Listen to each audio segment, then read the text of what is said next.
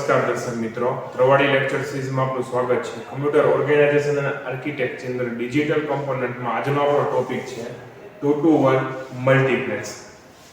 2 to 1 multiplexer વિશેની માહિતીનું truth table અને લોજિકલ ગેટ ડાયાગ્રામ જોશું આપણે. સૌપ્રથમ તો 2 to 1 મલ્ટીપ્લેક્સરમાં તમારા ઇનપુટ્સ હશે 2 અને આઉટપુટમાં તમને એક y મળશે. આનો ડાયાગ્રામ દોરેલો છે I0 અને I1. મેં તમને જેમ કીધું મલ્ટીપ્લેક્સર એઝ અ સિલેક્ટર તરીકે એટલે એક આપણે એક સિલેક્ટર પણ મૂકેલો છે S0 અને આઉટપુટ જે કાંઈ મળશે એ આ બેમાંથી એક વેલ્યુમાંથી આઉટપુટ મળશે. ત્યારબાદ જોઈએ એનું ટ્રુથ ટેબલ.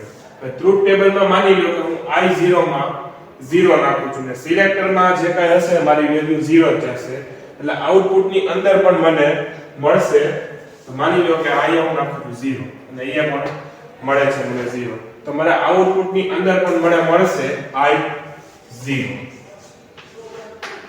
બરોબર છે, આપણું આઉટપુટ છે આ I0 હું 0 નાખું તો મને ઈ પ્રમાણે આઉટપુટ મળશે યુઝિંગ ડેટા સિલેક્ટર. માની લો કે હું I1 ની અંદર ઇનપુટ નાખું છું 1 તો સિલેક્ટરમાં પણ 1 જશે અને આઉટપુટની અંદર મને મળશે I1. આ રીતે તમારું 2 to 1 મલ્ટીપ્લેક્સર છે એ વર્ક કરશે. ત્યારબાદ જોઈએ આ આપણું ટ્રુથ ટેબલ આખું તૈયાર થઈ ગયું. ત્યારબાદ આખું એક્સપ્રેશન બનાવીએ. હવે એક્સપ્રેશન બનાવવું હોય તમારે તો અહીંયા પહેલા આપણે લઈ લઈએ I0 અને I1. અહીંયા વચ્ચે બેનું આપણું કોમ્બિનેશન થાય છે એટલે વચ્ચે આવશે પ્લસ ની સાઇન. ત્યારબાદ નેક્સ્ટ આપણે અહીંયા લીધું છે S0. હવે હું 0 નાખું છું અહીંયા તો મને આઉટપુટમાં પણ 0 મળશે એટલે અહીંયા લઈ લઈએ આપણે S0 કોમ્પ્લીમેન્ટ. તો ઇન કેસ મને I1 ક્યારે મળે છે જ્યારે 1 હોય ત્યારે એટલે મારે અહીંયા સિમ્પલ મૂકવાનું રહેશે S0. અહીંયા 0 મને મળે છે એટલે મેં S કોમ્પ્લીમેન્ટ લખેલું છે ઈ અહીંયા વચ્ચે ગુણાકારમાં આવશે. આ આપણું આખું એક્સપ્રેશન છે એ તૈયાર થઈ ગયું.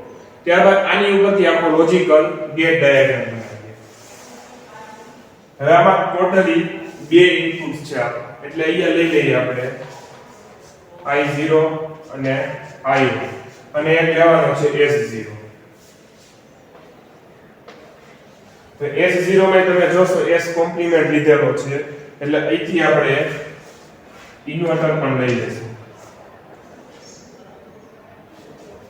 બરોબર, ત્યારબાદ આપણે લઈએ કે S કોમ્પ્લીમેન્ટ 0. જો અહીંયા આપણે S કોમ્પ્લીમેન્ટ આપેલો છે એટલે અહીંથી આપણે ડાયરેક્ટ આ આઉટપુટ જાય છે આપણું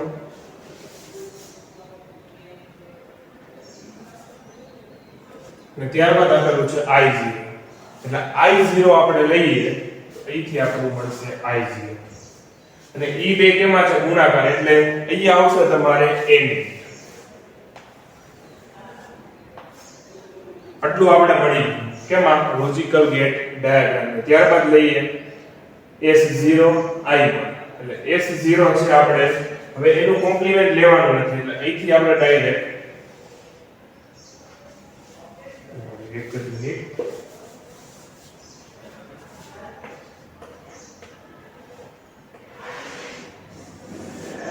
આ મળી ગયો આપણે S0. પછી લેવાનું છે I1 ને થોડોક ઉપર લઈ લઈએ. આ આપણે મળી ગયો I1 અહીંયા મૂકી દઈએ વચ્ચે n ગેટ. હવે અહીંયા વચ્ચે જોશો તમે તો વચ્ચે પ્લસ ની સાઇન છે એટલે આવશે તમારે એક OR ગેટ એટલે અહીંયા આપણે મૂકી દઈએ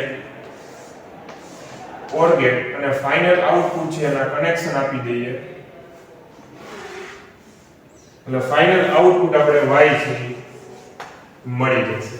આ રીતના તમારું 2 to 1 મલ્ટીપ્લેક્સર છે વર્ક કરશે. આ વસ્તુનો સમજાવવા ફરીથી સમજાવું છું. I0 માં માની લો 0 નાખું છું તો મને એનો મળશે S કોમ્પ્લીમેન્ટ એટલે અહીંયા લીધું છે. સિલેક્ટરમાં હું માની લો કે 0 નાખું તો અહીંયા 0 જશે અને ઈ આઉટપુટમાં મને 0 આવશે એટલે આપણે લીધું S કોમ્પ્લીમેન્ટ ને અહીંયા લીધું આપણે S0.